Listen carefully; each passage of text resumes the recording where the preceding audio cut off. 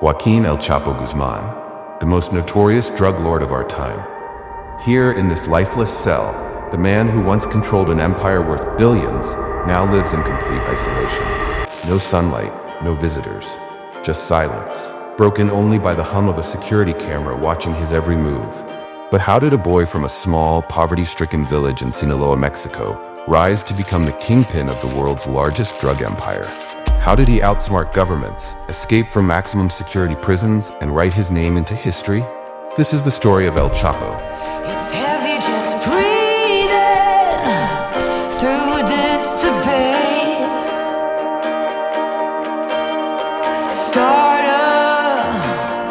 Come on, start a riot.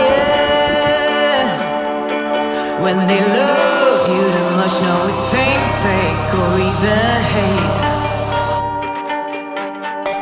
Don't be scared if the weight paralyzes your state at the gate. No, it's a lot to take in. It's designed to know when, don't wait. Don't be scared when the weight paralyzes your state at the gate.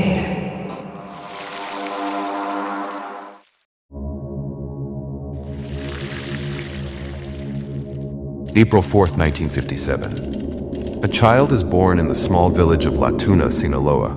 Named Joaquín Guzmán Loera, he grew up in a family of farmers. Life was harsh. His father, Emilio Guzmán, struggled to make ends meet by farming and cattle ranching. But poverty was relentless, and the Guzmáns turned to cultivating opium poppies, a crop destined to fuel addiction across the border.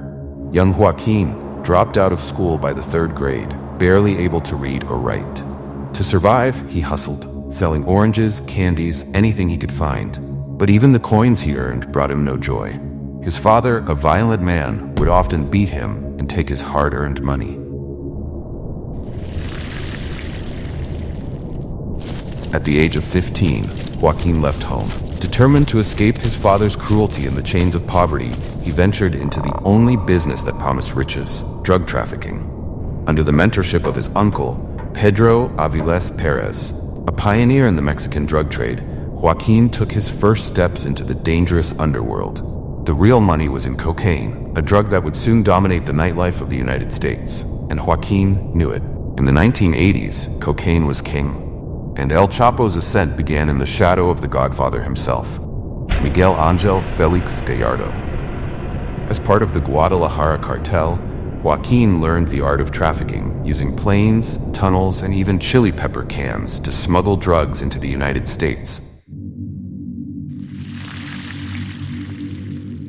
Joaquín earned the nickname El Rapido for his swift and innovative methods.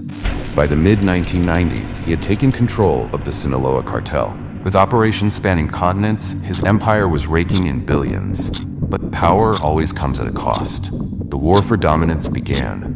Turf wars with the Tijuana Cartel turned Mexico's streets into battlegrounds, and the cartel's brutality reached new, unimaginable heights. Even high-profile casualties like Cardinal Juan Jesus Posadas Ocampo couldn't stop the violence. The Tijuana Cartel's botched assassination attempt on El Chapo only solidified his reputation as untouchable. But the Mexican government had seen enough.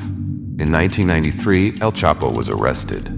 For many, this seemed like the end, but for Joaquín Guzmán, it was merely the beginning. El Chapo was no ordinary prisoner. His 1993 arrest led to a 20-year sentence in a high-security Mexican prison. But money and power have a way of bending the rules. In 2001, El Chapo vanished from his cell in a feat that left the world stunned. The official story was almost absurd in its simplicity. He escaped in a laundry cart. Hidden beneath piles of dirty sheets, he was wheeled out by a bribed prison guard. But the truth ran far deeper. A web of corruption stretched through the prison walls, reaching officials, guards, and even government ministers who paved the way for his escape. After slipping out of the prison gates, El Chapo was smuggled into a waiting car. That car drove him to a safe house, where he disappeared into the shadows, leaving the authorities scrambling. Rumors swirled that he had received police escorts and that entire roadblocks had been conveniently lifted to let him through. For Joaquín Guzmán, freedom had a price tag. A reported $2.5 million in bribes ensured his getaway.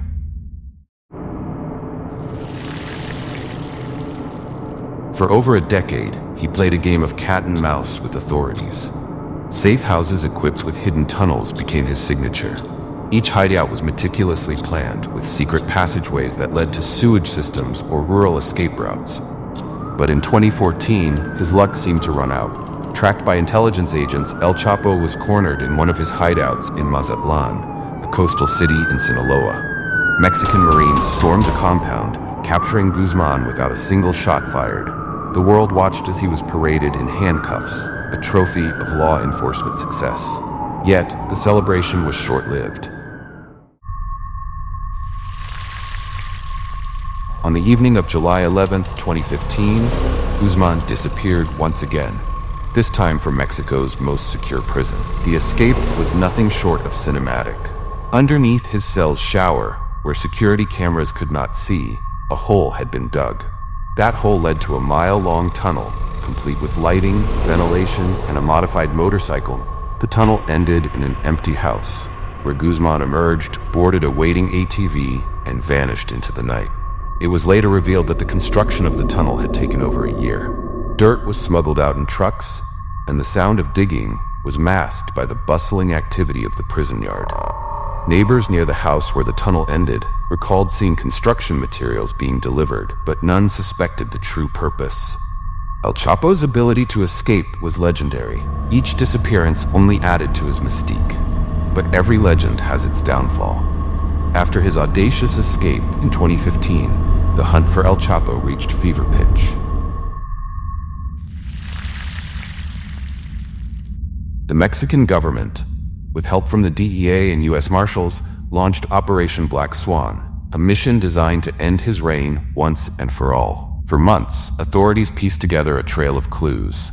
They discovered that Guzmán's network extended beyond tunnels and safe houses. From secret meetings with Hollywood celebrities to encrypted phone lines, El Chapo was always one step ahead. On January 8, 2016, the operation culminated in a fierce gunfight in Los Mochis.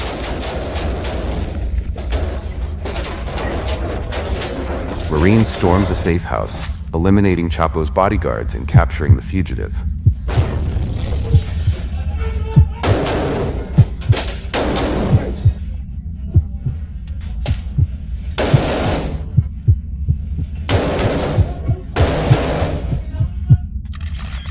Extradited to the United States in 2017, Joaquín El Chapo Guzmán faced trial for his crimes.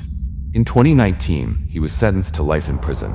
Yet his legacy of power, violence, and corruption continues to haunt the world. Cuando usted no ha estado libre, que ha pasado algún país detenido, ¿usted vio que se bajara o que subiera esta actividad? Pues, para lo que yo veo y sé es que todo sigue igual. No ha mermado, no ha subido.